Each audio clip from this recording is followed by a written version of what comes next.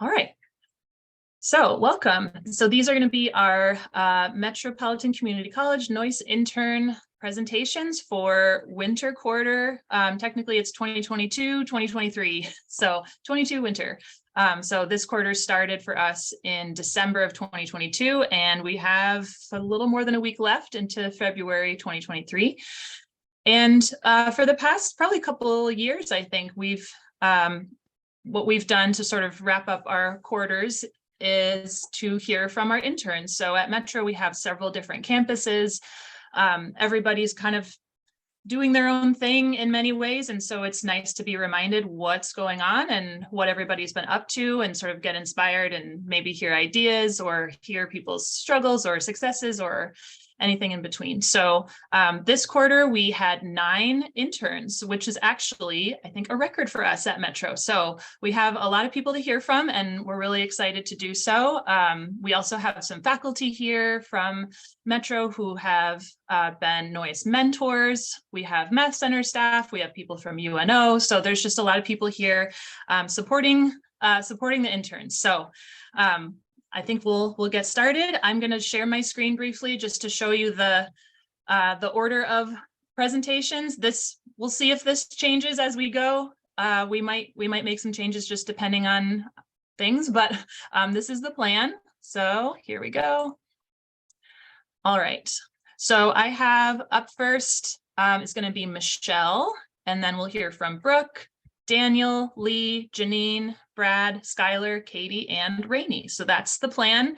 I've scheduled about 10 minutes for each person, but if somebody goes under or goes over, not a big deal. We should be on track to not take our full scheduled time today, but we can if we need to. And feel free to use the Zoom chat. And if we want to ask questions and have a little discussion as we go, I think that's fine, but there's a little time at the end in case there's more we want to talk about as a group. Okay, so I'm going to close my screen now. And yeah, thanks again, everybody, for coming. Let's hear from our first intern, which is going to be Michelle. Okay, let me just share my screen. Okay, does everyone see that? Yes, we can see it. All right.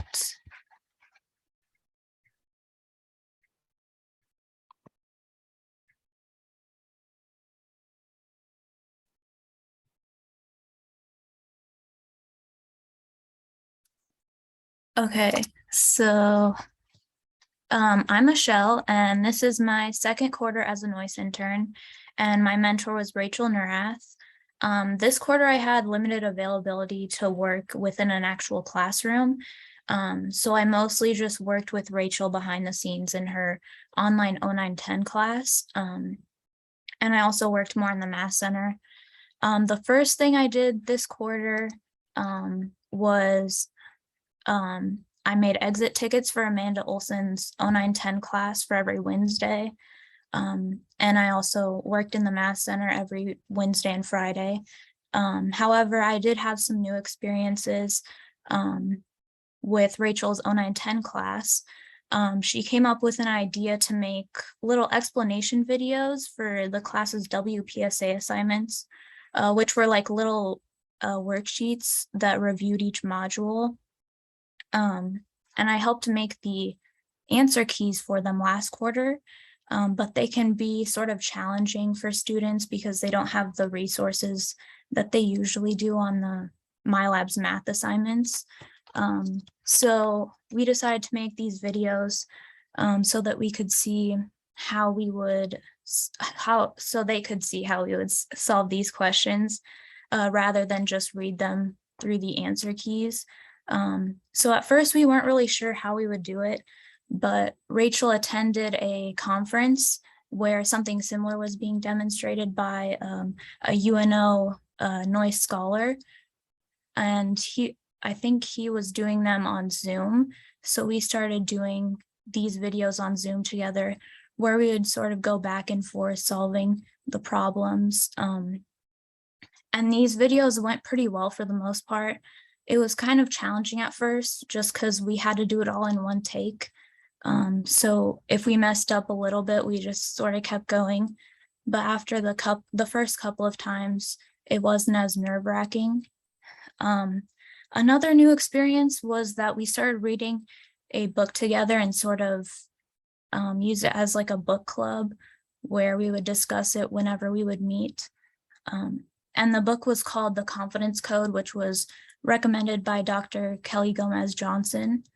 And it was a really good way to end the quarter because it was all about confidence and the science behind it and how complicated an emotion it is and why it affects some people more or less than others based on genetics and other factors that influence confidence.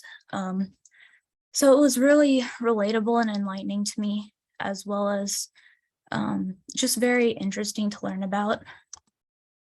So anyways, all in all, I hope that I can use what I learned in the book as well as what I learned as an intern this quarter to better myself in my future and apply it towards my future career. And that's the end of my presentation. Michelle, can you tell us a little bit more, maybe specifically about anything you learned from the confidence code? Like, do you feel like you took away any specific tips or anything like that, or was it a little more general? I don't know, for me, it was just really interesting to learn about the science behind it, and because I didn't really know how complicated it was. And, I thought it was just some emotion that some people feel more than others, but it's really like very in depth. Like there's genetics that work into that and, all these other factors. So it was just really interesting to read about for me. Mm-hmm. Cool. Do you feel like we could use it or use anything from that book for students, or did you feel like you kind of read it more as like somebody who might be either teaching or training or public speaking? Do you feel like it applied more to you or maybe to students or just anybody? I feel like it could apply to anyone, especially people that maybe struggle with confidence and public speaking and things like that. So yeah, it was just really helpful, really interesting to read about. Mm-hmm. Cool, that's great. And just, I think a lot of times today in our presentations, we'll probably be naming classes, and most of us at Metro know what we're talking about. But Michelle, just for anybody who doesn't know, can you just tell briefly, what is Math 0910? It's sort of like a beginner's math class, like for people that aren't exactly ready for like the college algebra. It's sort of like a review of like high school algebra classes and just like basic math skills. Mm-hmm. Okay, yeah. So yeah, the technical name would be pre-algebra, but yeah, that's absolutely right. So not everybody starts with that class, but many of our students do need to start there. So yeah, good. Okay, well, thank you. Great job. Does anybody have any questions or comments for now for Michelle? I'd just like to pipe in. I think Michelle did an excellent job. She was at the beginning of this experience so nervous when I told her she was going to be recorded on video, making these explanation videos for the online students when she doesn't know them. It's not like the students she might have interacted with in class, 2 days a week. And she did fantastic. Each week she got better. She got more comfortable. Like you said, you can't stop and restart from the beginning. When you make a mistake, and we all do it, you just gotta acknowledge it, fix it, and move on. And so I was super impressed with how she just improved throughout the quarter. And Michelle, tell them what you're going to be doing next quarter. You're not going to be working with Noyce anymore, but we got a pretty neat opportunity available for you. I think it's exciting, and I'd like everyone to know about it. Yeah. So my biology teacher actually had some sort of program at UNMC where it was sort of like an exchange program where they would bring like a person with a doctorate that wants to teach to UNO for practice. And then they would send an MCC student there to sort of learn about like research and science research and stuff like that. So I'll be going through this program for 4 weeks in April and May, and sort of have this experience to learn more about research science. And I'd get to work with someone with a doctorate that's a professional in that, I guess. Yeah, great. Good. Well, thank you so much for the work that you've done, Michelle. I hope you had a good experience, and I know you've helped out some of the instructors and students, and yeah, we wish you well. So thank you. Thank you. All right, good. Anything else for Michelle before we move on? All right, thank you, Rachel, for working with her as well, and everybody else. I know there's, we have Mr. Kroll here from the Mass Center, and I know Amanda Olson and others as well. So thank you, everybody. All right, so our next intern to present is going to be Brooke. So Brooke, you're up. All right, let's share the screen. Alrighty, and then can everybody see that? Yes. Perfect. So hi, my name is Brooke, and this is my Noyce internship presentation for winter quarter. I interned at the South Campus with Manar as my mentor, and this was my second quarter being part of this program. So what did I get to experience?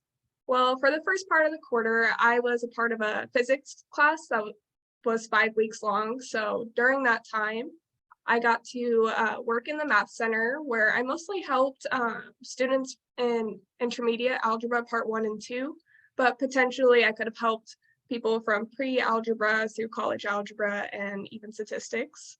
I assisted Manar's college algebra lecture course, and then I also did weekly tutoring.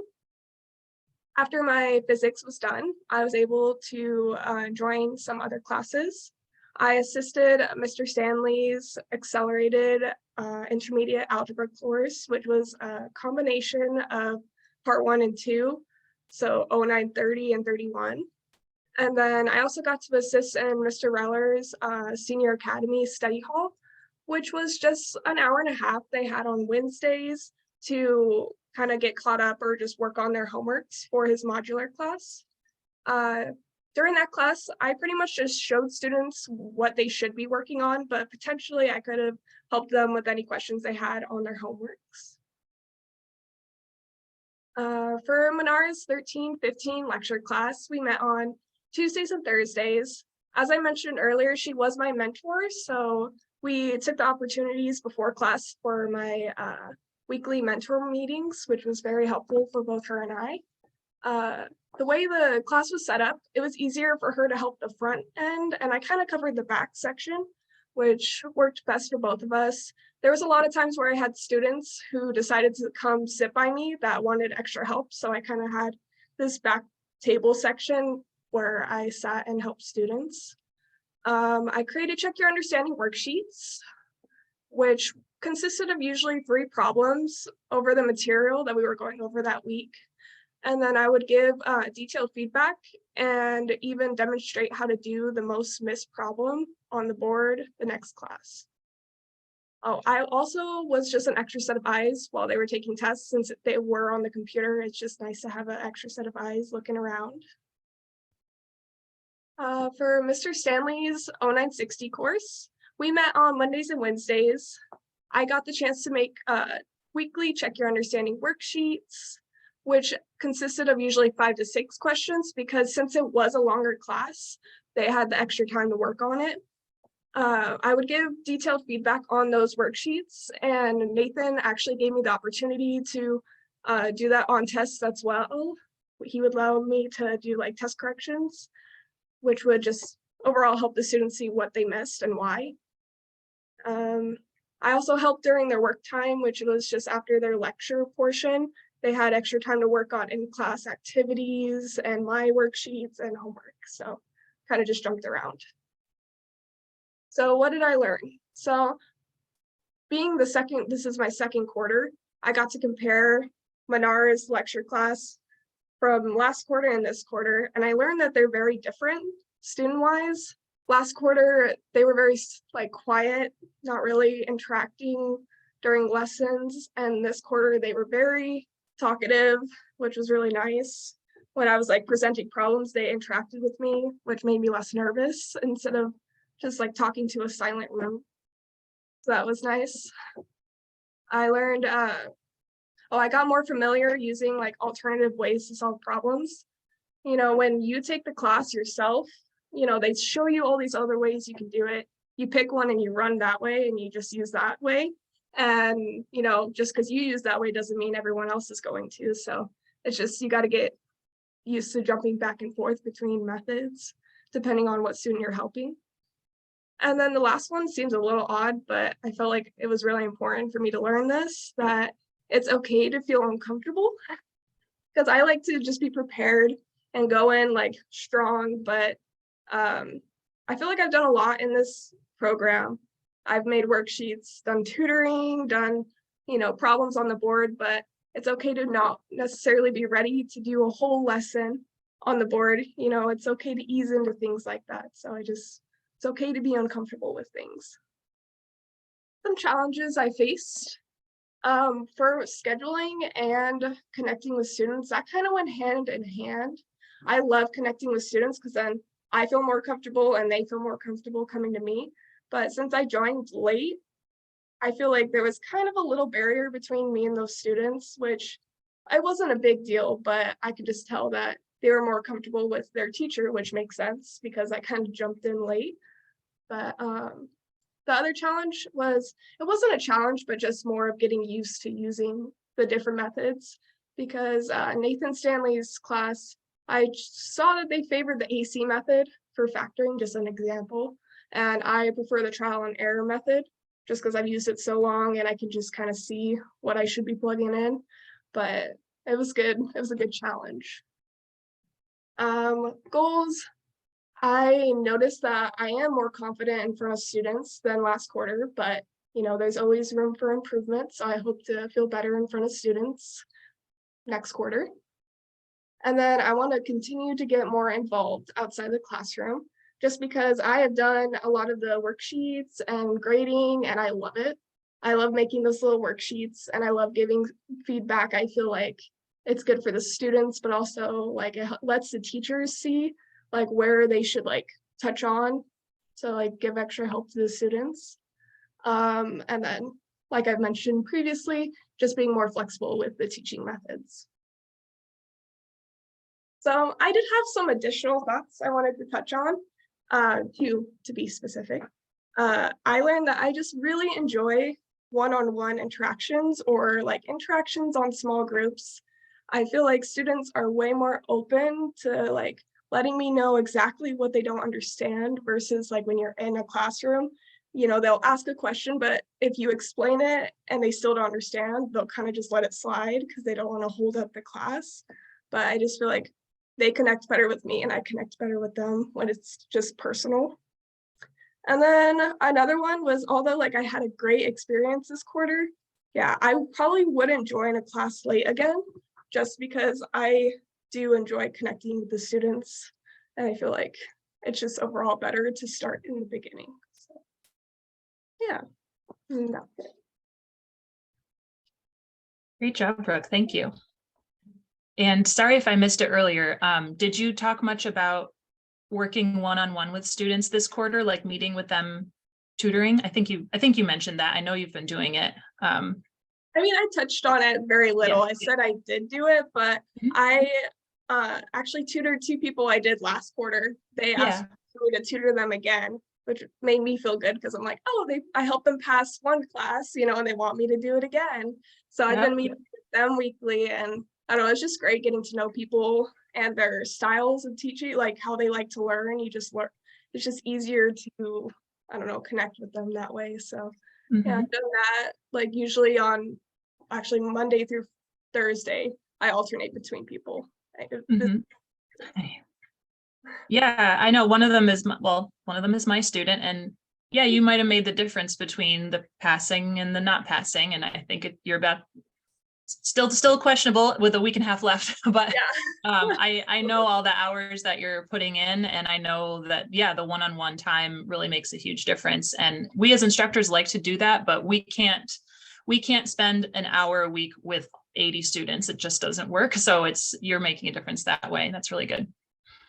Awesome. Oh, yeah, thank you. You're getting some nice comments here in the chat, Brooke. So good job. Anybody have any questions or comments for Brooke before we move on? Okay, and Brooke, with your schedule, will you have to join a class halfway through again this quarter, or will you get to just kind of do it from the get-go? From the beginning. I I know those 5-week classes are kind of rough. Yeah, exactly. But I finished mine, so I'm all set to join in the beginning. Great. Great, good. So yeah, I know you worked with Manar this quarter, and we're going to have you switch and work with Nathan next quarter, but you already know each other. So hopefully it should be a smooth transition. And yeah, even though you joined late, Nathan has said that he really appreciates having you. So even though you joined late and might not have been the same, still, it's been helpful. So good job. Oh yeah, thank you. All right. Good. Okay. Well, Brooke, you can close your screen. Thank you. And next up we have Daniel. So Michelle and Brooke were both returning interns, but we do have some new interns this quarter, and Daniel is one of them. So Daniel, take it away.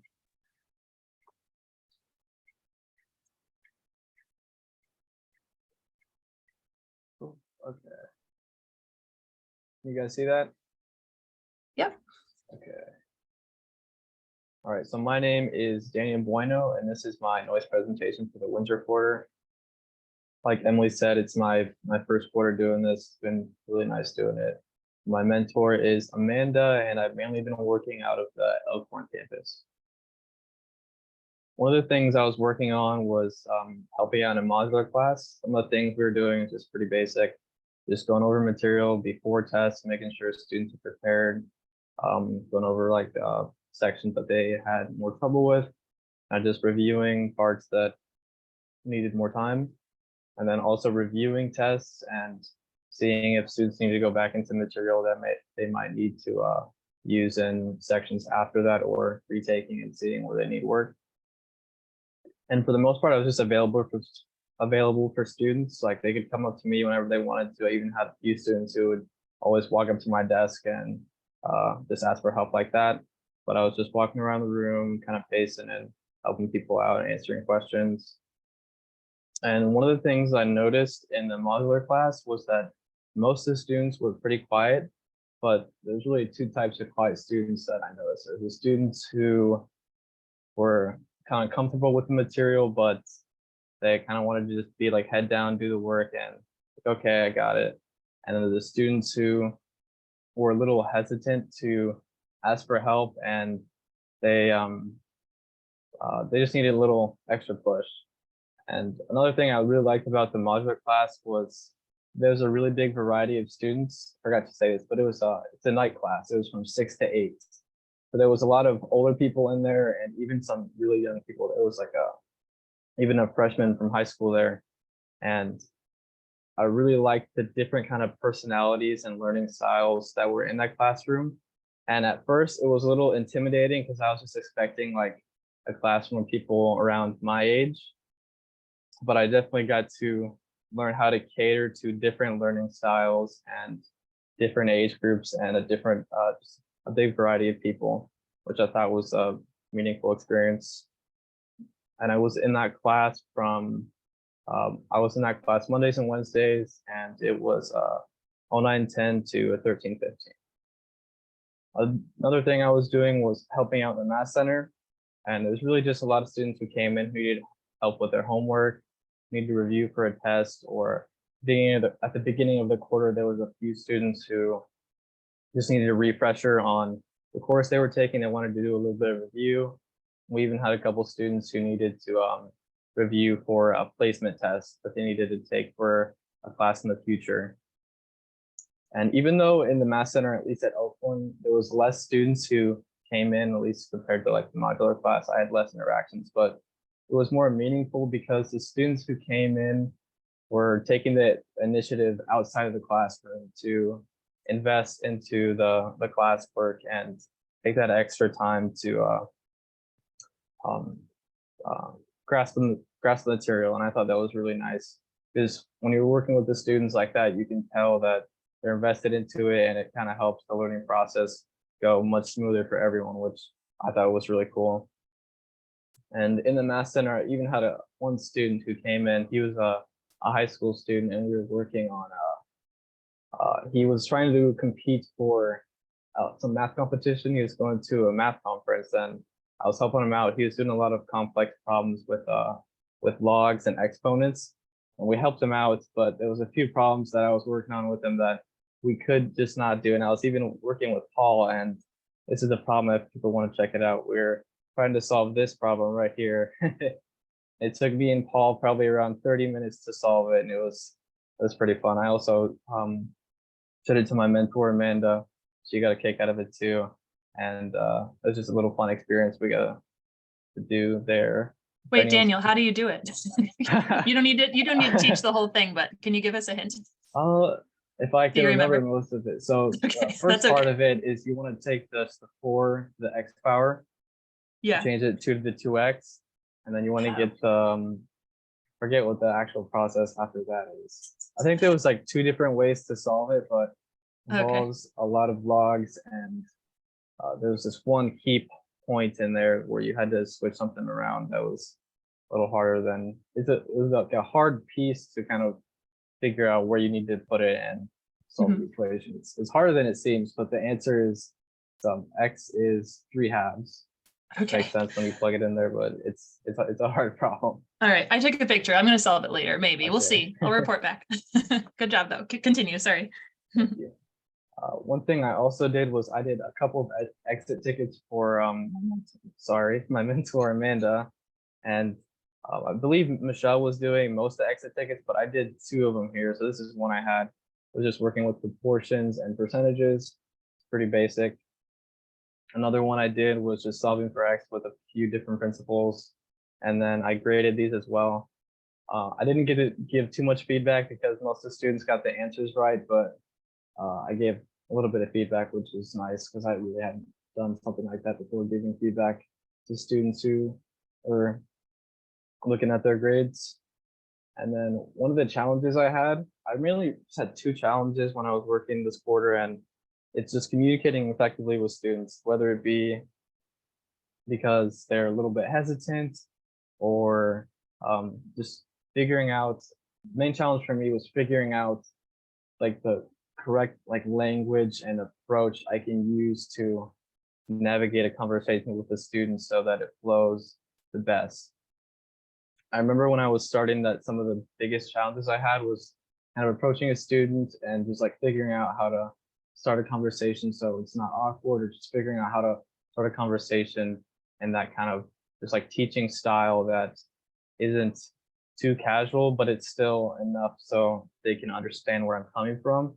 I think it's something I'm still working on too, is figuring out the happy medium that I can be at, so I'm not necessarily intimidating students or making it an awkward interaction or something. And one challenge I had that I didn't really anticipate was adapting to a new work setting. So before this, I worked in retail at a PetSmart, which is really very different environment, and I've worked a lot of hands-on jobs before. And compared to this job, one thing I noticed was that, especially in the modular class, if we had like a day where people were just working on material and there's not many questions, like I'm pacing around the room, everyone says they're okay. I'm just kind of sitting at my desk, I'm doing my own homework, and I felt like I was just kind of there. I was a little useless at times, but I was talking to my mentor, Amanda, and she said something like that is a little bit common with this job. Like you don't always have to be doing something, which is something I felt like I had to be doing. It's like I always had to be helping someone and doing something, but it's just a challenge for me to kind of realize that I don't always have to be, helping someone or doing this or that, that I can have some downtime if students are, just working, which is something I had to get used to. What I learned is how to interact with different kinds of students, whether that be age group, learning style, or just how I can navigate a conversation more effectively. And asking for help when needed, whether it be in the math center or not. If I have a student where I don't know, like there was a math student who came in who needed help with calculus. They did not know calculus, so I had to ask Paul for help. And I had to use a couple of resources that we had the books there, which is always a good thing to use. And the next one is using the resources available to me, especially when I was in the math center. I had to get familiar with all the resources, all the books we had, all the papers on the wall, because the last thing you want is when you have a student who comes in and he needs help with something and, you don't know how to help him, and, it just becomes a bad interaction because you couldn't help him out. So definitely using the resources around me so I can help students as best as possible is important. And one thing that really helped was reinforcing math concepts, because I don't think they were necessarily hard, but it's when you're working through them time and time again and giving examples to students, it really helps just kind of build that baseline. And I know, especially for me, I like to do a lot of things in my head. So when I'm writing it down and doing things step by step, and like analyzing the theory behind stuff and explaining it to students, it definitely helps them and it helps me too, because a lot of the times we just like to skip over that stuff. And one thing I learned, especially in the modular class, is that a relaxed classroom can be good. What I mean by that is just kind of being personable with students, having that relationship with them where you can be comfortable talking. Because one thing I noticed when I started the modular class is sometimes it could feel like it was kind of rigid in there, like nobody's talking and everyone's kind of head down doing their work, pretty serious. But I think that in an environment where you can like talk to anyone there and have it be a little more casual, the students are open to talking to you and asking for feedback or help, and they're less hesitant to kind of be shy or scared or anxious of that. So that is all I've got here. This is my last slide. Oh, great job, Daniel. Thank you. You've gotten some comments along the way. My favorite one was Skylar saying something about I forget what you said exactly about awkwardness, but the awkwardness is hard to overcome. So anyway, I forget exactly what that was about. Were you talking about talking in front of the class or like coming up and helping students? Yeah, so about awkwardness, it's just when I was starting, it was awkward to kind of figure out how I could start a conversation that's still like in an academic manner, but it's not too, I don't know, I guess like rigid or weird. It's just kind of finding the happy medium between like casual conversation and I'm trying to like teach and help you, which is harder than it seems at first, which was definitely a challenge for me. Yes. Yes, definitely. And helping students, even if they don't directly ask, and offering it, but not forcing it. Yeah, it is a hard balance for sure. And many students, many interns have talked about the challenge of assisting in a modular class, things that you've talked about. I bet some others are going to mention that in their presentations too. And I've definitely heard it. So Amanda says, I am still weird. Yeah, well, just have to embrace it sometimes. All right, very good. Well, thank you so much, Daniel. And you're going to continue next quarter with working with a different mentor this time. Is there anything in particular that you think you might do differently or that you're maybe looking forward to, or anything you've thought about regarding next quarter? One thing I think could be interesting is working in a lecture class. I definitely think I've gotten more comfortable just being social around students and navigating that environment. That could be something interesting, but just getting to know more people, student, faculty, that could be really nice too. Mm-hmm. Great. Okay, very good. Any other questions or comments for Daniel? And again, you've been getting some comments in the chat that you can read later, but any other questions or comments for him before we move on? Okay, good, thank you. All right, so next up we have another returning intern. I think you're our most veteran intern, Lee Hicks is going to present next. Alrighty, can you guys see that? Yes. Cool. So I am Lee Hicks. This is my 5th quarter as a Noyce intern.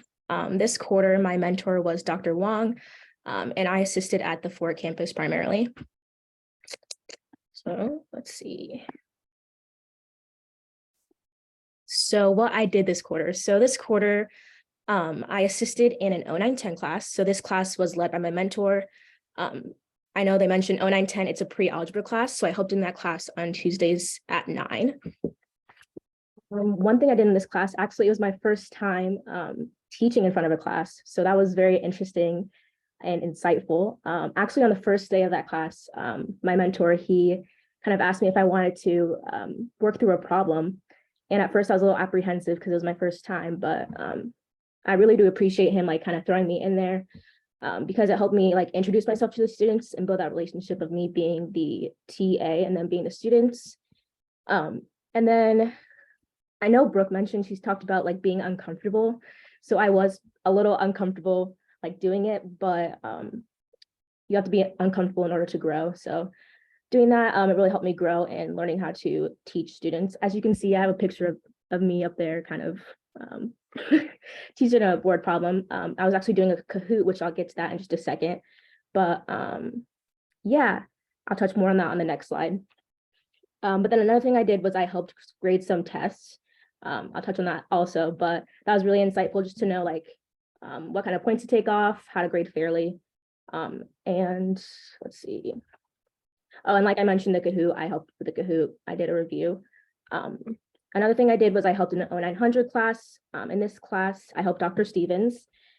This class I helped in on Tuesday and Thursday nights at 6. And actually Dr. Stevens, she's a middle school teacher. So it was really nice to kind of chat with her about what that is like, because I'm interested in being a middle school teacher. So she kind of gave me some insight on that kind of process. But the 0900 class, that's a basic arithmetic class. And what I did in there is I kind of followed along with the notes that she was giving. And I took notes just in case students had any questions. And then some students did end up going to the math center. Wasn't very often, but it did happen a couple times. So just doing that with the students was nice. And then they also did come into the math center to take tests a few times. So just watching them, making sure nothing happens, or if they have any questions, I'm there for them. Another thing I did was I helped in a modular class. So this was 0910, 0930, 31, 13, 15, and 1220. So that's pre-algebra, intermediate algebra 1 and 2, college algebra, and then business math. So that was my first time actually helping with a business math class. Again, I was apprehensive to do that because I had never taken business math, but I actually feel like I did a decent job because they weren't too difficult. But yeah, I was kind of just working through like it was kind of like algebra a little bit. So yeah, it was nice to get practice in that. But then also in that modular class, I know Daniel mentioned it, but like at times feeling a little useless, just kind of sitting there, not knowing like if I should help a student or not. But I feel like in that class, the students did a really good job of like asking questions if they needed help. So yeah. And then the last thing I did was I assisted in the math center.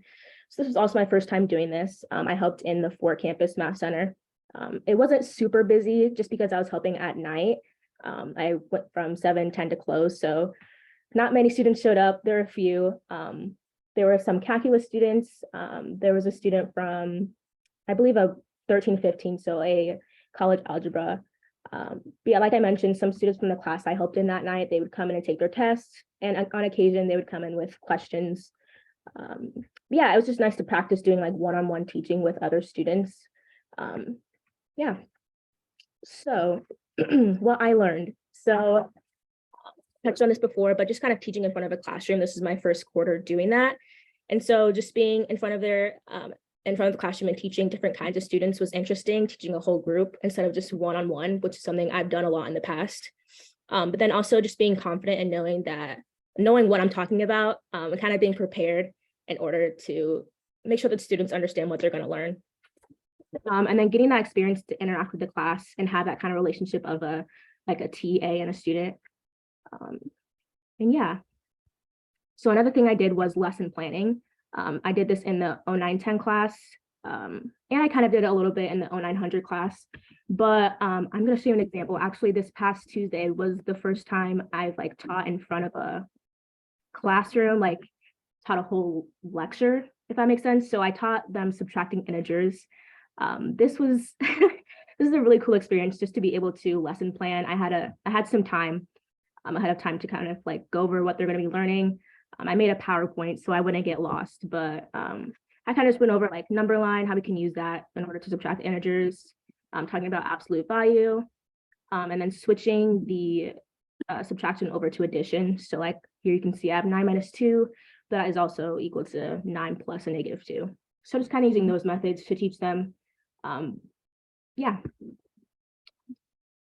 Let me go back.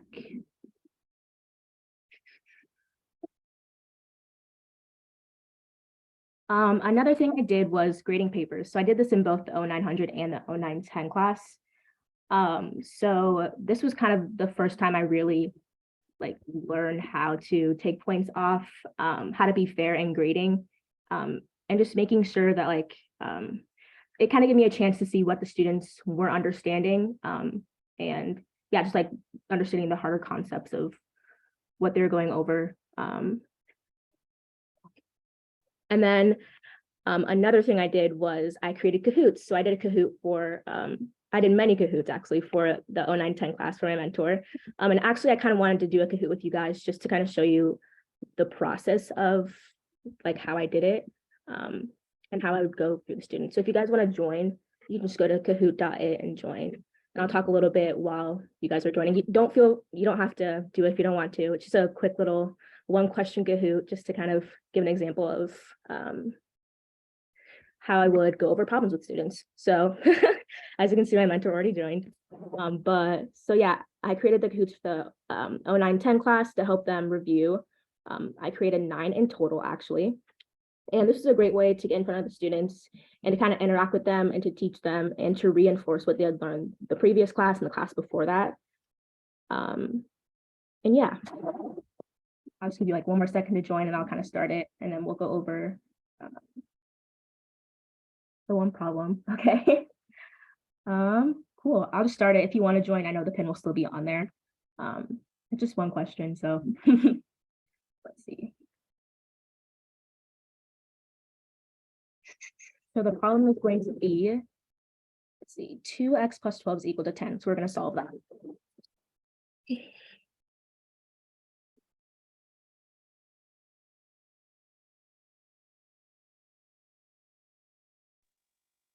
Let's make it wrong. My mentor, he told I me was wondering if someone would do it wrong on purpose. wrong on purpose. So I'm going to kind of go over with you guys some ways that the students could get the question right or will get the question right, and then how they could get it wrong. So when I created these Kahoots, I would keep in mind, I'd think of ways that the student could possibly mess up, and then I'd have that answer in there. So for example, we have 2x plus 12 equals 10. So you would subtract the 12 to the other side, you get 2x equal to -2, and you would divide by 2 on both sides and get x is equal to -1, which is our right answer. It looks like my mentor, he chose the green one, which is 11. So a way a student could get this one wrong is by, instead of subtracting the 12, they can add the 12 to the other side. So they'd add 12 to the 2x plus 12, and then to the 10. So you'd get 2x is equal to 22, and then divide that way and get x is equal to 11. Another way they could get it wrong is by dividing first. So dividing a 2 from the 2x plus 12 and 10, and you get x plus 12 is equal to 5. Subtract the 12 and you would get a -7, which I have here. And then another way to get it wrong is just forgetting the negative. I see that a lot. Students will forget to add a negative sign. But yeah, just like little mistakes. And then that way I can tell what part of the process they'll need help on the most. If we can kind of reinforce that and go over that. And yeah, so thank you for doing my little Kahoot and kind of letting me walk through it with you guys. But yeah, that's all I have for you today. That's really cool. Thank you, Lee. With Kahoot, did you make up most of the questions? I mean, it sounds like you put a lot of thought into just this one, or is there a test bank that you can draw from as well? No, I had to create them all by hand, but it was Okay. nice to like go through that practice and then having to do the board work so I know which questions I'm doing, get a chance to like kind of work through them before. So after you give a Kahoot and you see the little graph and they can see the right and wrong answer, then what do you do in class? Like, what's your approach to do next? So then I will go to the board and I will kind of work through the problem. So if a lot of students get it wrong, I will kind of go over it. If like one student gets it wrong, we kind of will just talk through it just a little bit. Most of the time, sometimes they will guess. And so I'll go through it anyways. They'll let me know. They like to let me know when they don't understand or when they want me to go through it. Cool. Yeah. Very good. Well, I know when we've heard about you doing Kahoots before, some other Noyce meeting that we had, you've inspired at least 1 or 2 others to try it in their classes. So that's really cool. So. Cool. Great. Well, thank you, Lee. You did a great job. Again, people are leaving some nice comments for you. Any questions or comments for Lee? All right. Something I haven't mentioned in this presentation yet, there is a conference coming up actually a week from today, right? So 4 of you here are going to be traveling to Little Rock, Arkansas. And now you can see each other's faces, by the way, in case you haven't met.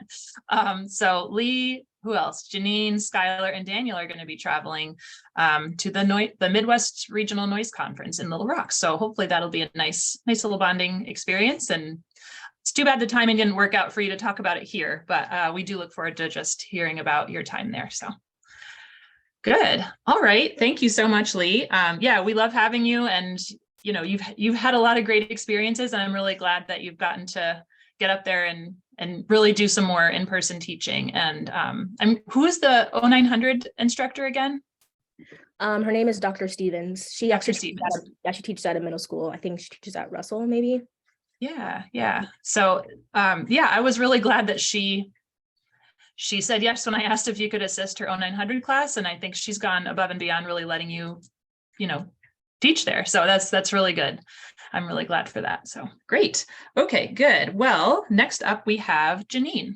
And Janine is another one of our new interns this quarter. So Janine, take it away. Okay.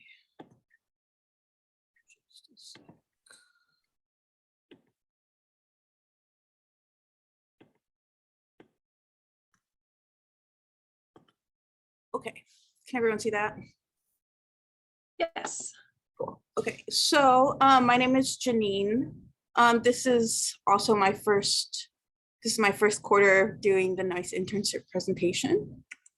So about me, I am, this is my first quarter doing the Noyce internship presentation. My mentor is Scott Brewer, and my area of study is actually going to be respiratory therapy.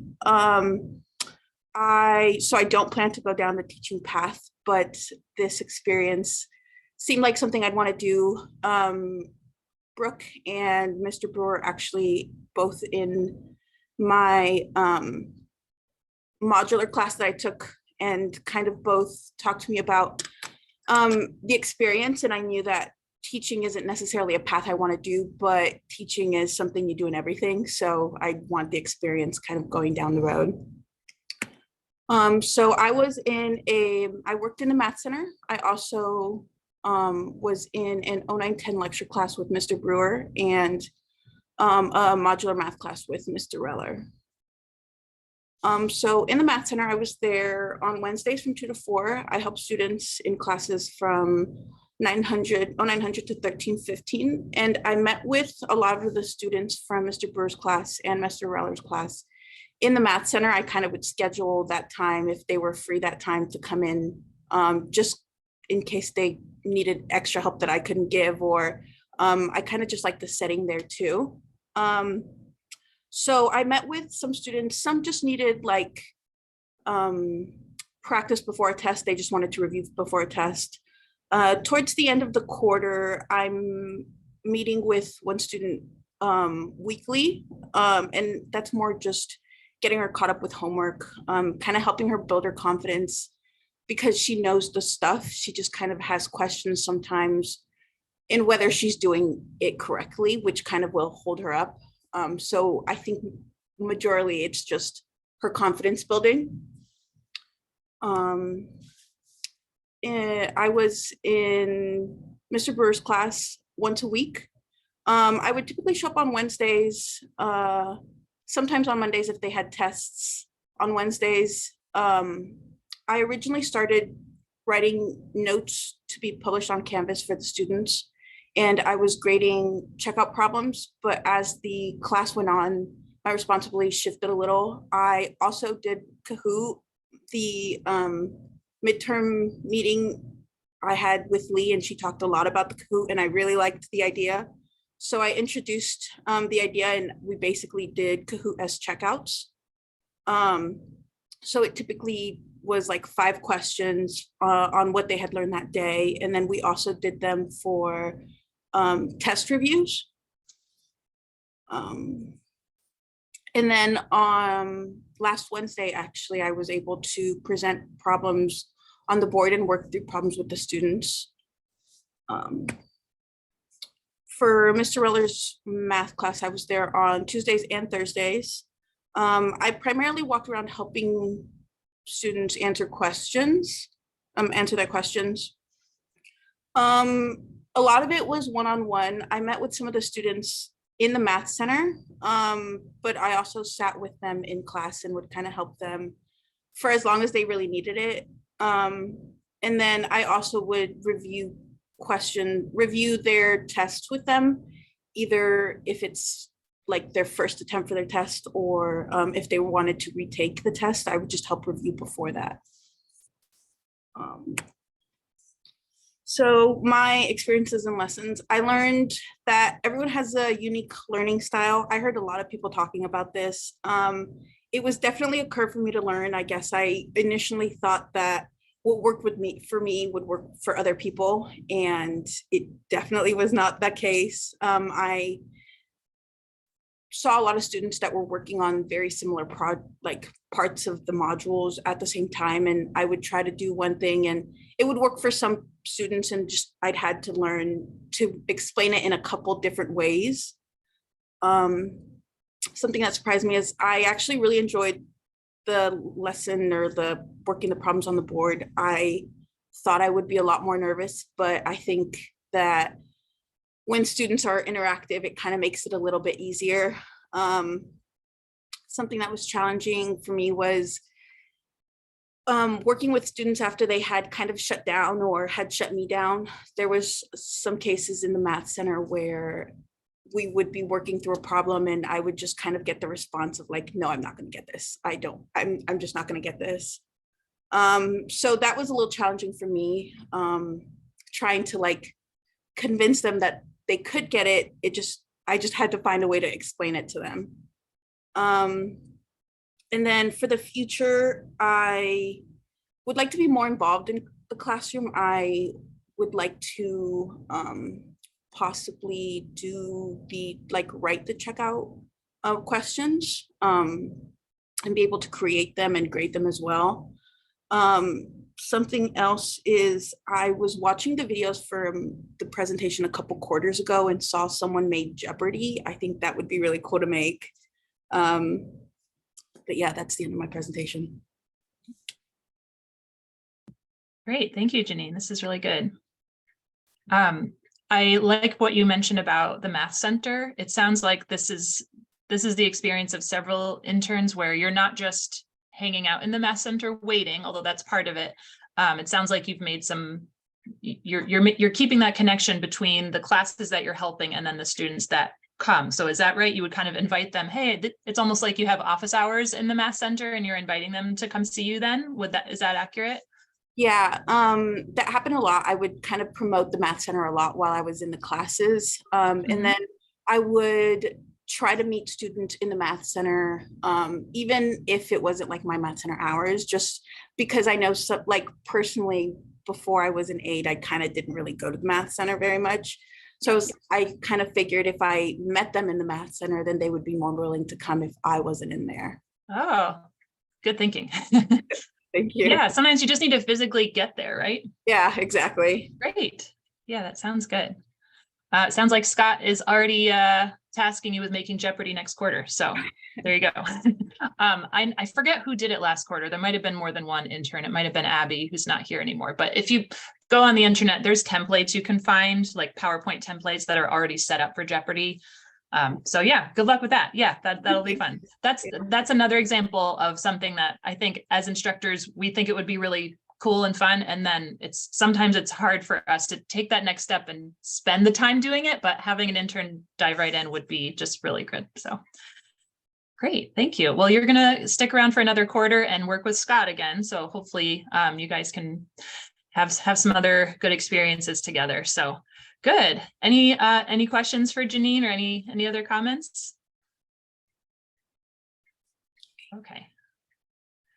Great. Okay, good. Well, I'm going to switch up the order a little bit and actually have Katie present next. So Katie, you are next.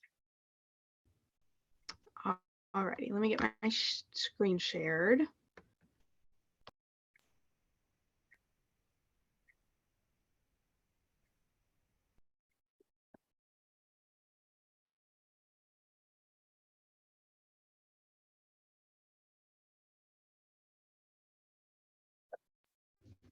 Okay, can everyone see that? Yes. Okay. Okay, so my name is Katie. This is my first quarter as an intern.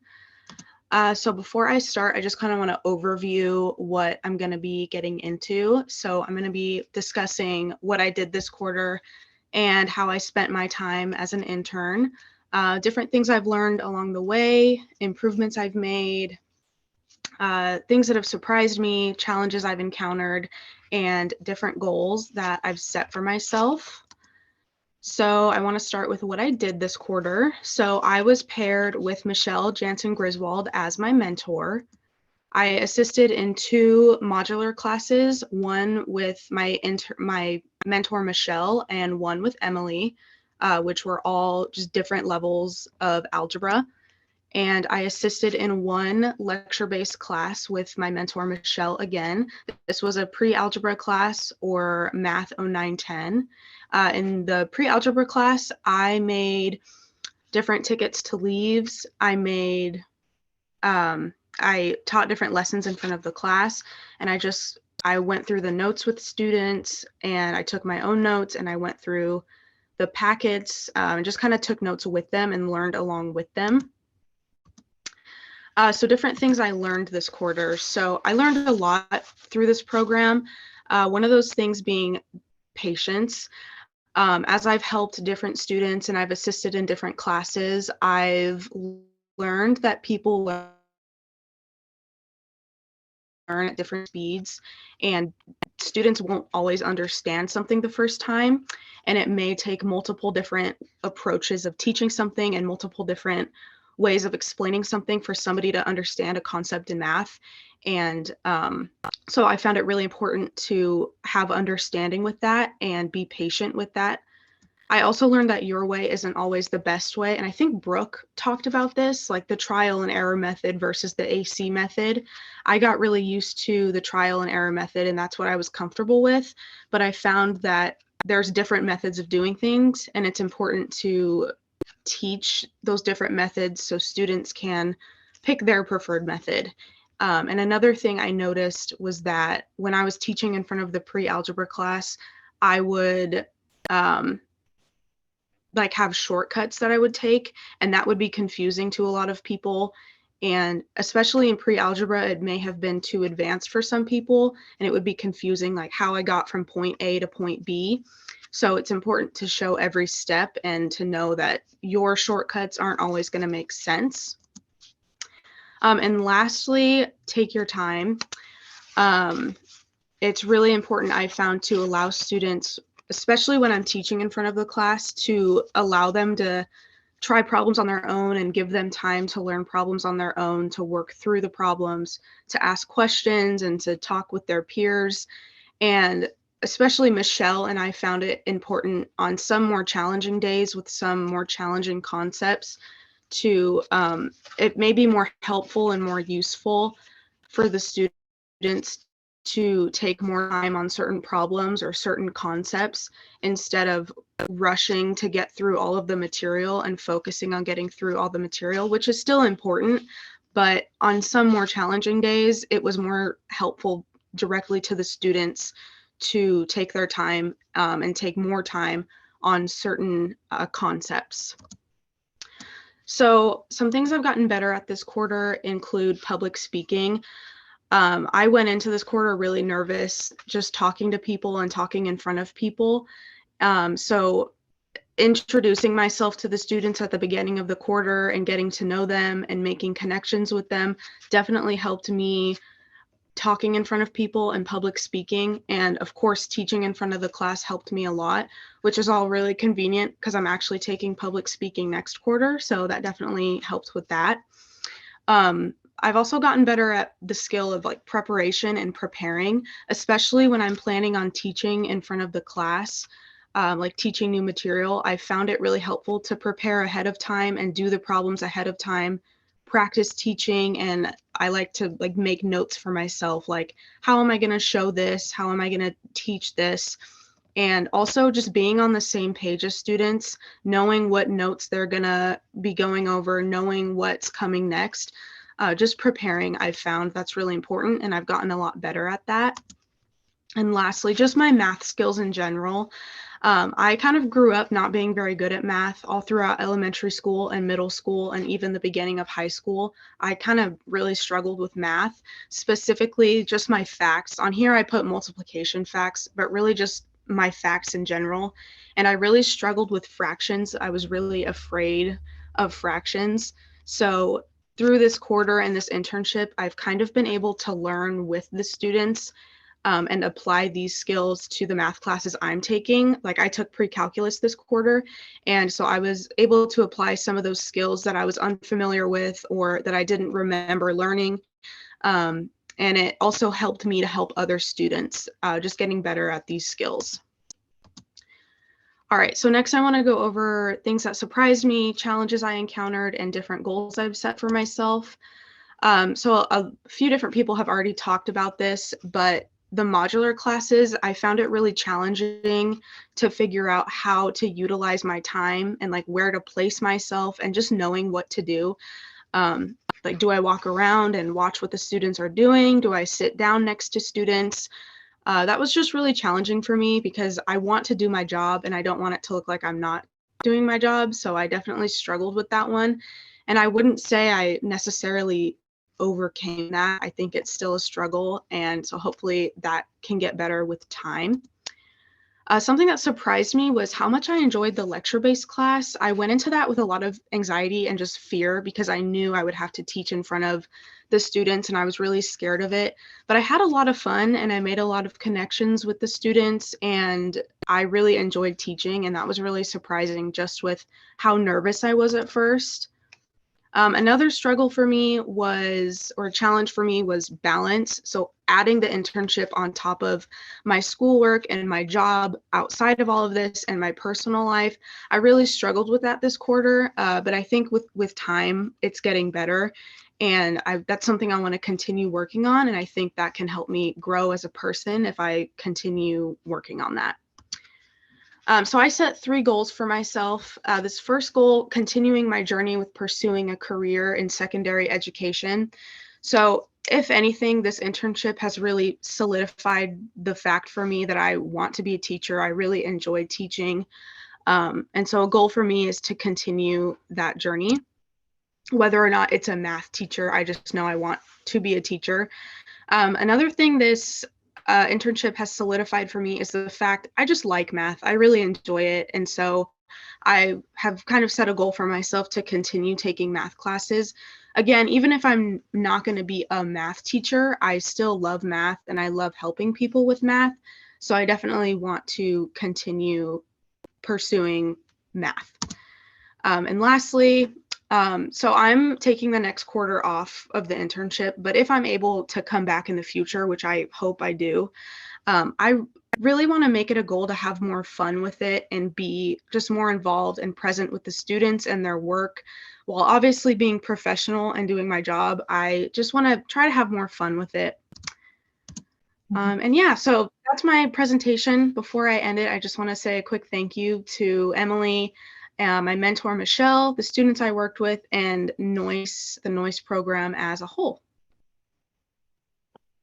Wow, thank you, Katie. Thank you so much for sharing. Yeah, so what you just talked about with your struggles, I know these presentations are positive and talking about the things that went well, but there were many struggles with many people with those things. So that's not new.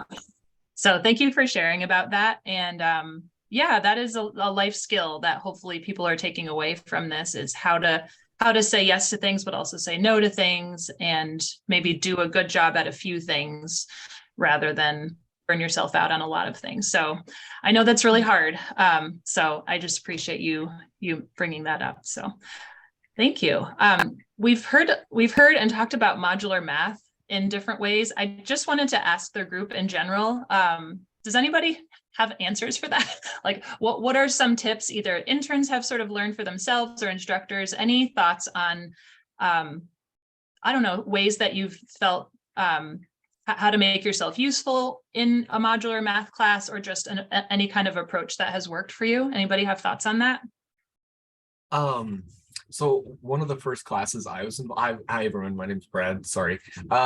So one of the first classes I was involved in was a modular math class. And it had a wide range of students from every walk of life in like 3 different classes. And so walking from computer screen to computer screen and trying to see what people are learning before I like ask the question was a very important skill to learn in the first place. But secondly, without if I was to just approach students when they raised their hand to ask a question or made eye contact, I would have talked to 5 people out of an entire quarter, right? Yeah. Something I really had to do was, you'll see very subtle signs of someone asking for help where they don't raise their hand. Like if someone's on a computer and you see them do the head shake, or you see them type and go, and then they go back into it. That's an amazing opportunity to go, hey, and you just kind of nonchalantly, I see, something might be going on, whatever. Very gentle with it and fully expecting them to say, no, leave me alone. Like, I'm angry at math right now. I don't want a math person, right? But it really is just like getting comfortable with people and being able to cold open on a math problem. That's the biggest thing with modular math to me, at least. So yeah, reading people's nonverbal communication is good. Yeah, good. Anything else anybody's thought of that has worked for them in a modular class? I'll just say, and this hasn't always worked, but sometimes it does really depend on the people, but I a lot of times will, at least, especially at the beginning of the quarter, I'll go and sit with each student for a little while and just talk with them about anything life in general for just a few minutes, and then lead into, oh, what are you working on? And and sometimes that will get them into the mode of, oh, we're going to visit about this.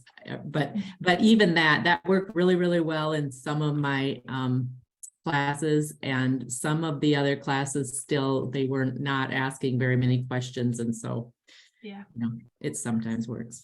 Yeah, making that connection. So it's not just, do you need help? Yes or no. It's that. Yeah, that's good. That's good. Good. Anything else? All right. I know for me, I have, like we probably all do, I have a grade book with all those little boxes we check off for attendance. And sometimes I will kind of make a checklist for the week. Like, I need to talk to everybody this week, because otherwise, like Brad said, I'll just talk to 5 people only. So sometimes that's a very prescriptive way, but I make a checklist and I give myself the assignment of, you need to talk to everyone, even the one that gives you the cold look. So yeah, great. Well, I'm sure we could talk even more about that, but I hope we continue sort of sharing ideas. And I think in general, and all of you who have assisted in a modular class, I've heard this comment about feeling useless or not really sure about if you're working or not. And we appreciate you very much, because a lot of times there is downtime and then suddenly there's not. And so when you are able to assist, we appreciate it. So just know that for everybody. So, all right. Well, thank you very much, Katie. We've loved having you, and hopefully we'll see you again, but we wish you good luck. So, all right, good. Next on our agenda is Skylar.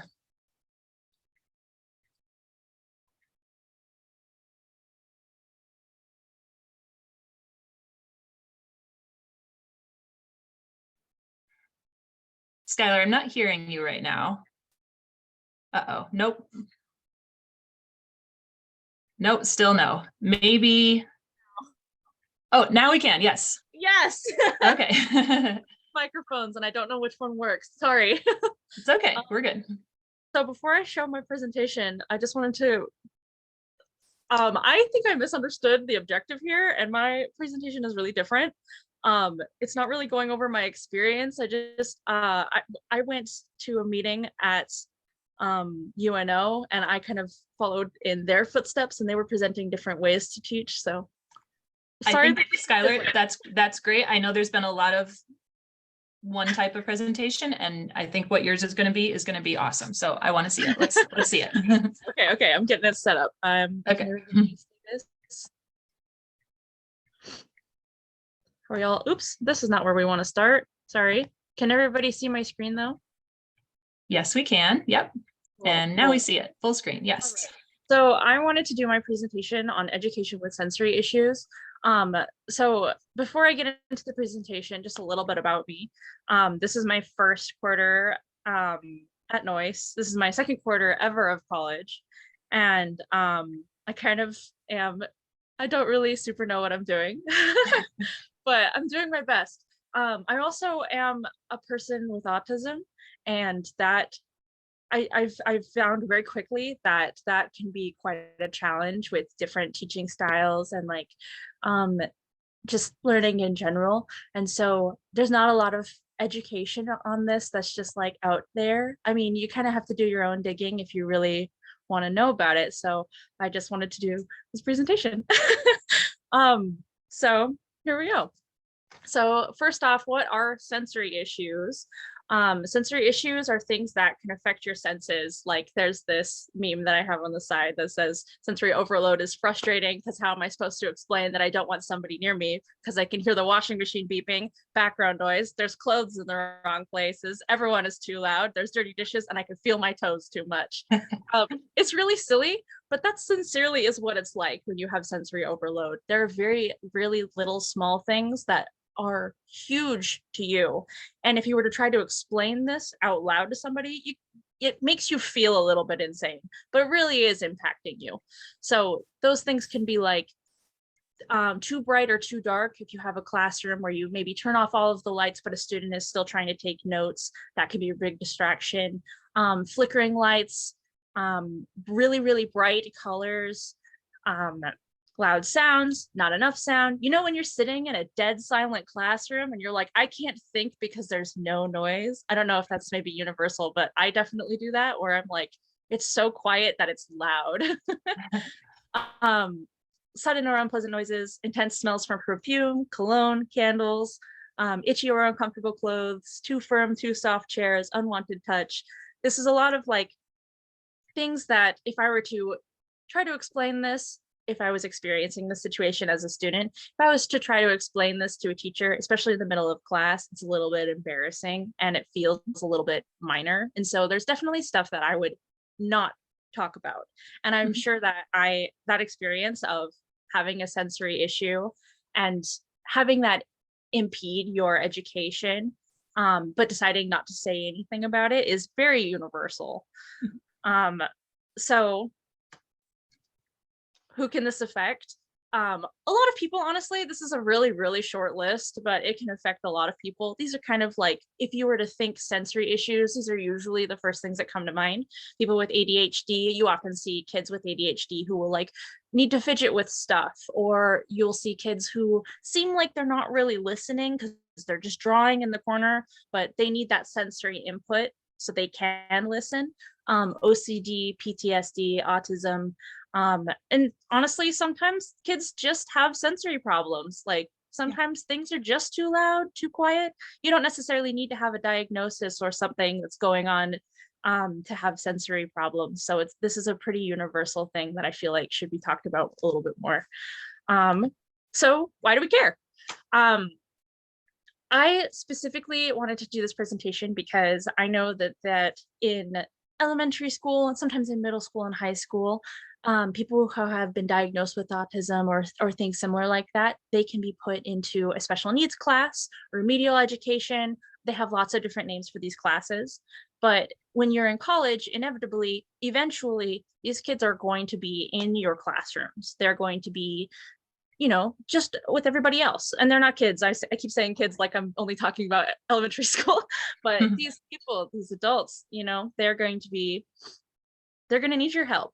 And the best way to help them is to try to understand. I don't expect you to know everything about, you know, autism or sensory issues or anything like that. I think the most important thing is just to be sensitive to people and to acknowledge that,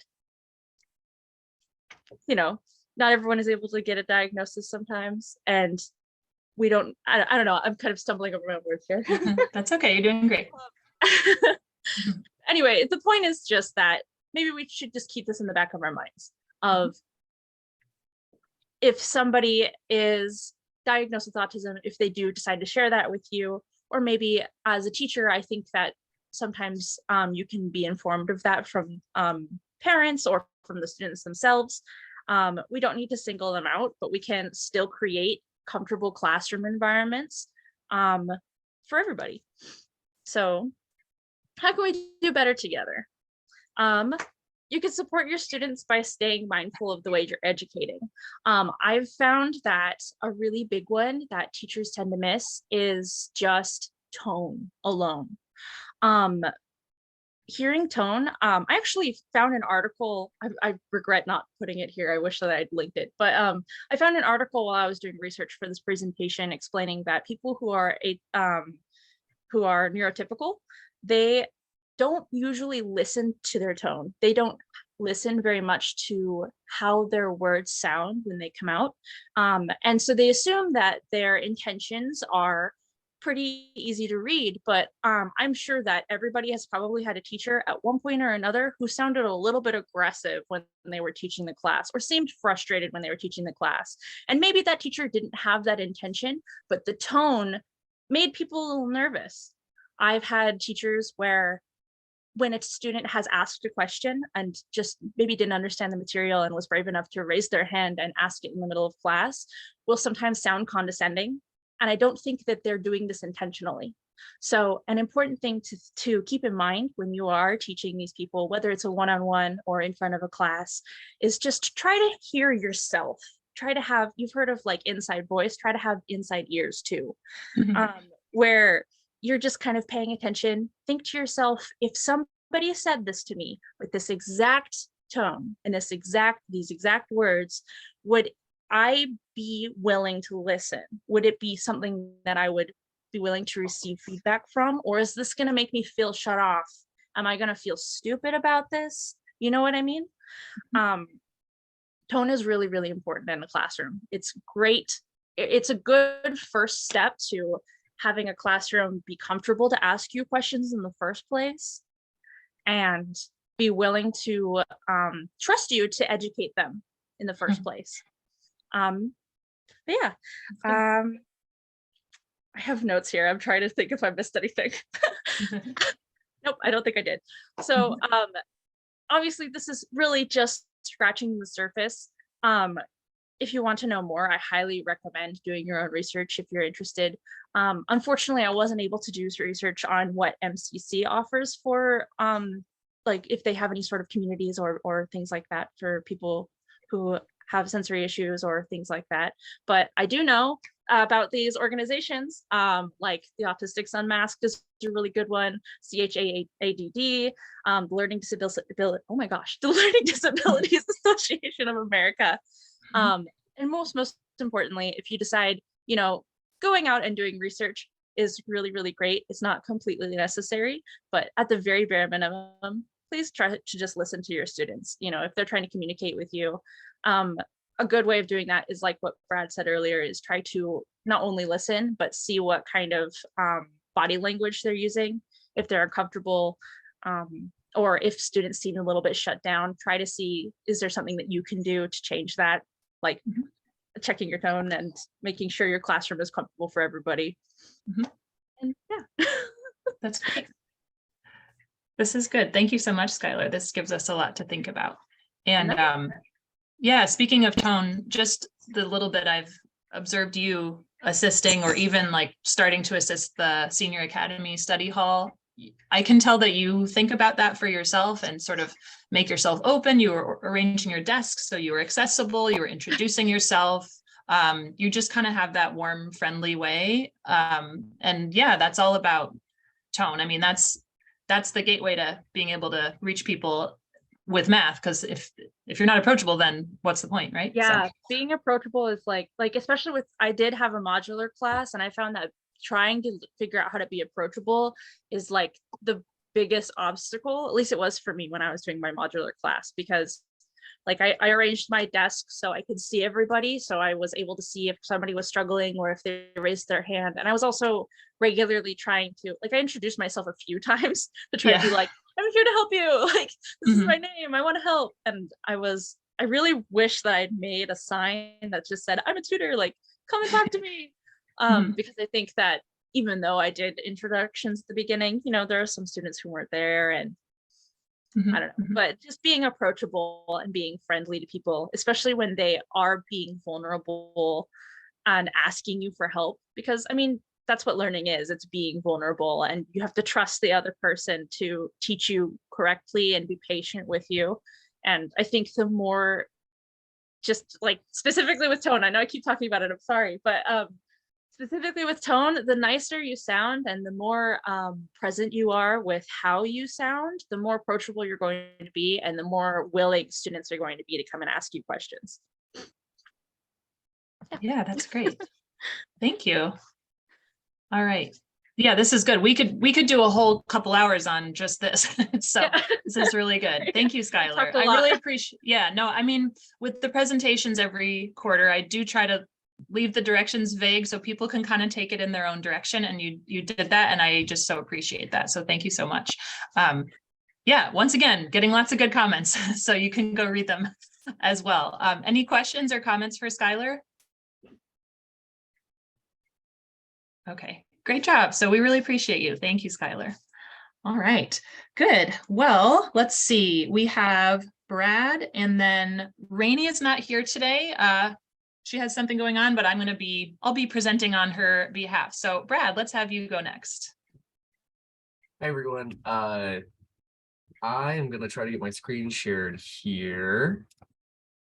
And we will jump into it. Oh, I don't want to spoil that. Okay. This should work. How does that look? We can see it. Looks great. Fantastic. Okay. So, hi, everyone. My name's Brad. I've been here for 3 quarters. I've been in a math 0900 class almost every quarter I've been here. I've helped with modular. This quarter I helped out with a math 0910, which is new for me. Or I guess, sorry, I should not use the numbers. I worked in basic arithmetic almost every quarter I was here. And then this quarter I got to help out with pre-algebra a little bit, but then I spent a lot of time in a college algebra class, which I hadn't gotten the chance to help out with yet so far. I will move on. Perfect. And then before I start, I would like to give a special thanks to my mentor, Robinson Luke, who is on his way, I'm pretty sure. Emily Van Hook for hosting everything. And then Dennis Walsh, who works down at the Math Center on Fort Campus. I worked with him almost every day I went to work. He was a great help, great mentor in that aspect. Really taught me a lot of, how to cold open, how to get to students, how to teach a problem in so many different ways according to what a student needs, as well as how to talk quieter, because I've always had a problem with that, and he seems to do great at it no matter what.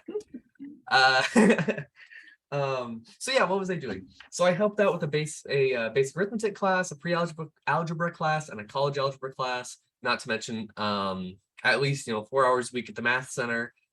Sometimes more, depending on if there's 7 people at the Math Center before I'm about to leave, and my guilty conscience of leaving all those students with only 2 people, I would stay a little longer. In the 0900, the 0910, the 1315, I spent a lot of time in front of students, a lot of time on the board, a lot of time explaining problems. I never gave a full lecture, but I think that's for the betterment of the students. I'm glad my mentor was doing that. But we did adopt a sort of co-teaching style where throughout the lecture, if I had something that I could add, my mentor, Mr. Luke, would kind of give me the floor on that and invite me up to come speak. So it was a very open-floored relationship that me and him had with the students, where if they asked a question, they might ask Mr. Luke, they might ask me, depending on who's available, things like that. And it was a really, really great experience, because it did make me feel like I was not completely in control of the classroom, but I definitely felt like I was an integral part, which really helped out with the confidence and all that of talking in front of people. Not that I have any problem talking in front of people, but doing it academically was something I'm still working on. So big takeaways from this, and I have notes that I'm going to pull up so I don't ramble for too long, because I only have 15 minutes. So one of the big things that me and my mentor focused on outside of the math, and just kind of a way to supplement the teaching, was that connection we were talking about earlier, where I think it was Michelle.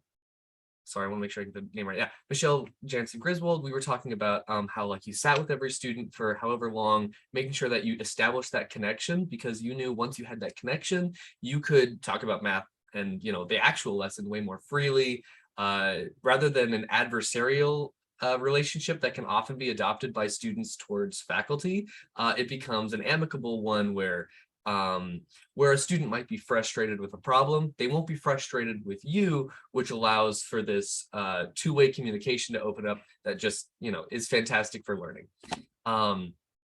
One of my mentor's favorite lines was, "How was your weekend?" Very simple, not just a yes or no answer. And then, you learn a little bit about them. You can talk a little bit about yourself.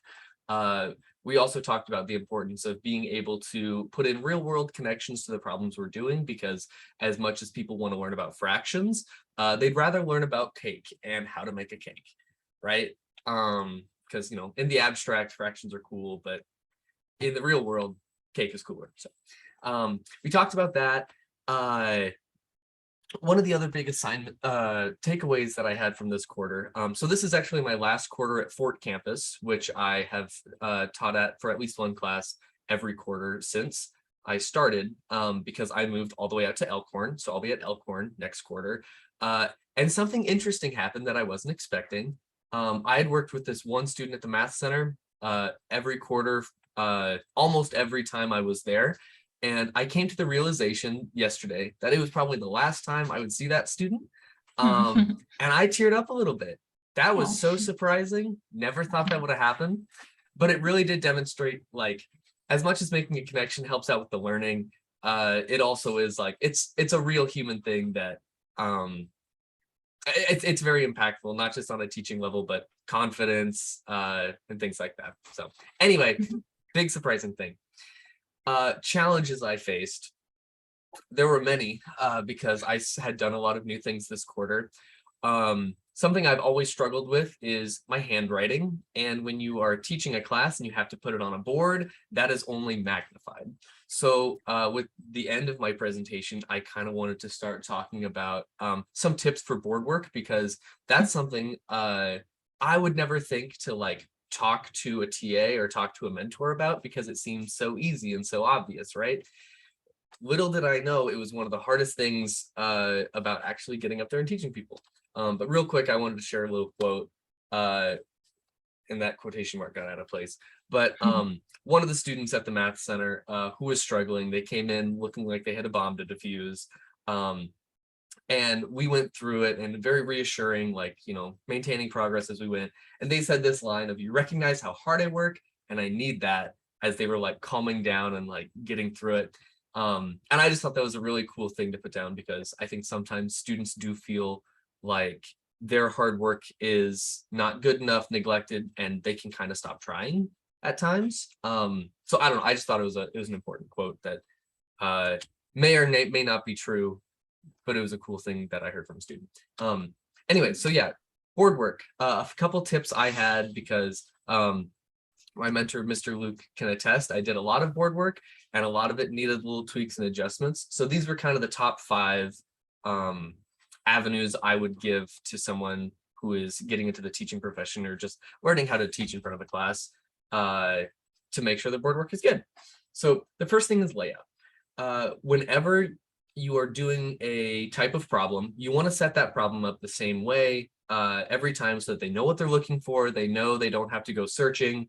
It is referable to, if they have it in their notes and then they do another class, they knew another example problem in class the next day, something like that, they know how to look at it immediately. Even if they don't know how to solve the problem, they can know how to start it. And a lot of that is just the layout of the problem. So you'll see that with like quadratics, with setting up fractions. I'll go to MS Paint in a little bit, and I'll kind of try to whiteboard that out a little bit, but layout is super important. Eye contact. When you're looking at this wall and you have a wall of eyeballs in the opposite direction, it can be very easy to just focus on your board work and not actually talk to the students you're talking to. So not only is it a sound issue to talk at a wall, but also students can kind of feel like students can kind of feel like you aren't talking to them and that they can stop paying attention, whatever. So engaging your listeners by, staring deep into their eyes and just being like, all right, here's how you do fractions, whatever. Getting them to pay attention, doing those pauses when you ask something and seeing the bobbleheads go up and down, all important. Legibility, like I said, handwriting, not great. I find it very nervous to be there and like try to write stuff down really quick because I'm like, oh, they're waiting on me, whatever. It is so much more important to make sure it is legible and that it is organized than to be fast. And if you want to, throw in some ad libs there as you're starting the problem, it's great practice. Show extra. Something I do, and we talked about this with skipping. I can't remember who said it. I'm so sorry. But like skipping steps and all that. If I showed a quadratic function that could be pretty easily factored, a lot of us would just factor it out and that'd be it. Whereas for a math 13, 15 math, I don't think they do factoring in 0910. 0931, I think, but yeah, 0931. right before college algebra. Yeah. So in 0931, that sweet spot where you need to learn factoring, you wouldn't just go from A to Z and then be done with it. That would confuse a lot of people. This applies to a ton of different areas. But showing even more than what you think you have to show was another thing that I had to get really comfortable with, just to make sure that nothing gets lost. And then leave it was something that I get very housekeepy about a clean whiteboard. And so I will erase as soon as not as soon as I'm done, but I will want to have it erased as soon as, you're not up there and, why would it be there? Something that happens in 0900 and the 0910 classes I was in was having definitions up there for longer, having just that example problem that you can refer to and say, I'm doing this step. Okay. I'm doing this step. Okay. Was another super important thing that rather than yanking that away from people, just leaving it up there is a great tool for students. So that's kind of what I wanted to talk about for board work, and hopefully some of that's applicable. I do not know enough about board work yet, so I will be asking people if they have any further tips, because I would find your input great on that. Let's see. And then, yeah, that's the end. Thank you all for listening. Thank you, Brad. That's really interesting. Now I'm thinking about, I think a lot of us probably do. I was kind of going through what you were just saying and like, do I do that? Do I do that? And a lot of us probably do some of those things, maybe out of habit. But the thing you said about speed not being the goal, I understand that because I want to be efficient too. But I think something very simple to remember is the students are writing stuff down too. So if you go too fast, then they're not going to be able to listen to the next thing because they're still writing down. So, but yeah, I think that goes back to some of what some of us have talked about with awkwardness, and sometimes it feels awkward to just be writing, but it's good to take your time. That's really good. So you're going to be up there anyway talking. If you're up there writing, they're not trying to push you off stage. So yeah. Right. Yeah, good. Thank you very much, Brad. And yeah, I know you've had a lot of different experiences. You worked at South Campus last summer. You've been at Fort, you've done the 0900 basic arithmetic all the way up to college algebra. So yeah, you've had a good variety, and you're about to go to Elkhorn, and I'm really interested to just see how your experience is different there, because as you probably know, each campus has its own vibe, as they say. So it'll be interesting to see how that is for you, and hopefully you get to help with some different types of classes there too. So thank you. Yeah, good. Great. Any questions or comments for Brad? Okay. Yeah, read the chat. Everybody's getting nice compliments there. So go read some comments there, Brad. But yeah, great job. Thank you. Okay, good. Well, I think we've heard from, did I skip anyone? We have one more. We've heard from 8 interns so far. So hopefully you've got a great sense of just all the different work that's happening. And in case certain people haven't mentioned this, we span at least 3 different campuses in this program right now, Fort, South, and Elkhorn. And so there's just so many students being reached by the interns in different classes and different experiences, math centers, et cetera. So good. Another intern that we're going to hear from today is Rainey Fesperman. Her mentor is Thankum Samuel at the Elkhorn campus. Rainey's not able to be here today, but she did send us her presentation. So I'm going to just show you that. All right. I think almost everybody used Google Slides. So here we go. Okay, so here is Rainey's presentation. Let's see. So I know a little bit about what Rainey has been doing because I've talked to her, of course, and then read her reflections. Well, let's see. So what she says, what have you learned? I've learned different teaching strategies. She says, I use a method that I call the step-by-step method. Other names include student-centered approach, interactive method. So I would love to ask her more about what she means by that, but I think we can kind of maybe put that together, maybe taking things one step at a time, maybe checking in with students as she's going along. I know she has done some actual lecturing at the board. Let's see, what I do is break down the problem and ask the students to answer different parts of the question to get the final answer for that question. That makes sense. And Thankum, when I'm done, I do want to hear a little bit from you if you have anything more to offer about what Rainey has done, but we'll wait till the end for that. So. All right, what have you gotten better at? So I believe this was Rainey's 3rd quarter as a Noyce intern. So she's had some time to have these different experiences. She says, I've gotten better at teaching verbally to students, also gotten better at teaching in front of the whole class. I learned several different ways to teach while working on the whiteboard. Okay, good. What surprised you? Okay, I was surprised at how quiet it was in the classroom compared to prior quarters and how there are not as many people in the math center compared to previous quarters. Yeah, so we all have that experience. Probably each classroom has maybe a different volume level or a different level of being interactive. And I don't know about everybody else, but winter tends to be, I don't know, just lower enrollment. I don't know. I look forward to the fall and the spring more. Maybe it's just the snow days and the breaks and everything, but that's just me. So I don't know if that's relevant to what she was talking about, but maybe not as many people coming to the Math Center for her. So what has been challenging? Okay, I think one of the most challenging aspects of this quarter was getting certain students to participate in class. Okay, so that goes back to the quiet class she was experiencing. Oh, I've noticed I've been getting a lot more attitude compared to previous quarters. All right. Well, do you know what she's referring to with that? And it's okay if you don't. Yeah. Sometimes I think some of you have mentioned before, like the cold look. So the cold look. Okay. Yeah. So when we ask, she is helping me with my math on 9:30 class. So some students won't prefer to get help from us. So they have to work on their own pace and don't want to help them. So that's what she meant. I see. Yeah, that makes sense. They don't really want the help. Okay. I see. Okay. And math 0930, that would be the class after 0910. So intermediate algebra part 1. So, okay. Good. Let's see. What is different from other quarters? One aspect of this quarter that is different was that my teaching style changed. Not as many students came to the math center during my shift. I also noticed teaching has been getting easier for me. Okay. What motivates you to be a Noyce intern? She says, I can see how much I have improved at teaching and my knowledge of algebra. I also have fun working as an intern, helping others and grading papers. And I remember last quarter, she did talk more about just getting more confident. Like many of us here, I think she might have been maybe nervous at times or unsure of herself. And I know I've observed it myself and I'm sure you have too, that her confidence has really increased. And I'm not there to see it, but I bet she's gotten a lot better too. So good. Let's see. What is a goal that you have?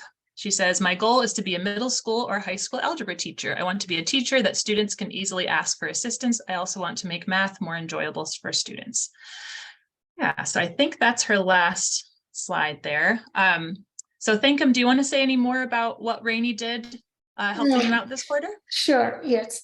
Yeah, this quarter, she has some like scheduling conflict. So she was able to help me with my math on 9:30 class. So Last quarter, she helped me with my modular classes and the intermediate algebra class like math on N30. So actually, she was a student in my pre-calculus class in winter 21-22. So I was looking at the time backward to until this time, I can see how she's progressing from quarter to quarter. She's this quarter, I can see a big change in her teaching. Like she's very confident in front of the class, doing a lecture and asking questions. And also she has like a kind of relational teaching. She's talking to every student after the class. I can see she was with my students in the comments area talking to them. And also one of the other thing I noticed that after grading the worksheet, she took initiative to give me the feedback. What question, the common question or common mistake, or what's the question they missed. And she's giving me some different alternatives to make them understand. Like she took initiative how we can correct or fix those problems. And she's helping with individual students in the class. So she made lots of worksheets for my pre-calculus algebra class and also my intermediate algebra class, and she is grading those sheets. So I think that's very helpful for the students, and as an instructor, it's very helpful too. And another thing I noticed that she's very punctual. She's on time, or usually like she came to the class, she comes to the class like 5 or 10 minutes before the class start time. And she's very punctual, and her work is very organized. And yeah, she's great. I think I would love to see her teaching like the middle school. So yeah, she did a very good job with all my classes. Yeah, she has been with me like almost like 3 quarters. Yeah, that's great. Good. Well, hopefully Rainey will watch this recording later. I'm sure she'll love to hear everything you just said. So good. Thank you so much for sharing that. And yeah, with the interns and mentors, sometimes we keep people together for multiple quarters. Sometimes we switch it up. It just sort of depends. But yes, Rainey's going to work with, I think, Amanda next quarter. So, but I'm sure you'll still see her, and she might still help with your classes at Elkhorn. So good. I really liked what you were saying about grading. So several students have talked about making like exit slips or worksheets or some kind of little mini assessment. And I think what you said, Thankum, is so important, that it's not just let's grade it and give it a grade, or let's just write a comment to the student, which is important to give feedback, but to sort of look at it as a whole class and let it affect how you teach the next day or something like that. So having the interns be an extra set of eyes and an extra brain to notice those things, I think is just really helpful. So that's really good. I'm glad you brought that up. Good. Well, Rainey's not here for us to ask her questions. But Thankum is here. Any other comments or questions about what we were just talking about? Okay. Good. Well, let's see. It's 12:43. We still have a few minutes, but thank you everybody for coming today. I hope that you've been a little bit inspired hearing from what the other interns are doing. And you've probably noticed some differences about, oh, they're doing this activity. I never thought of that, or they're helping in this way that I've never tried. So those of you who are sticking around for the spring, just kind of keep that in mind. What do you want to keep doing that you found really valuable, or what do you maybe want to try? Some of you will be matched with a new mentor, so just keep that in mind as you're talking with them. I will be in touch with people more specifically about scheduling and about just a new timesheet to fill out for the spring and everything. So just keep checking your email for that. The winter quarter ends Monday, the 27th. So that's a little more than a week away. And then we have a little break and we start spring quarter Thursday, March 9th. So just keep that in mind. If you're helping with a Tuesday, Thursday class, the first day would be that Thursday, March 9th. So between now and then, make sure you're in touch with your mentor, emailing them, maybe meeting in person or meeting over Zoom, and getting those plans made. So, and those of you who are not continuing, whatever you're going to do next, good luck. And I'm sure it'll be great. And we've just really benefited from everybody being involved with this program. So thank you very much. Yeah, I was going to leave the last few minutes for some discussion, but I think we've kind of done that along the way. So I'm going to say, I think we're dismissed. If people want to stick around and chat some more, that will be great. But again, thanks everybody for coming, and just have a great day. Thank you.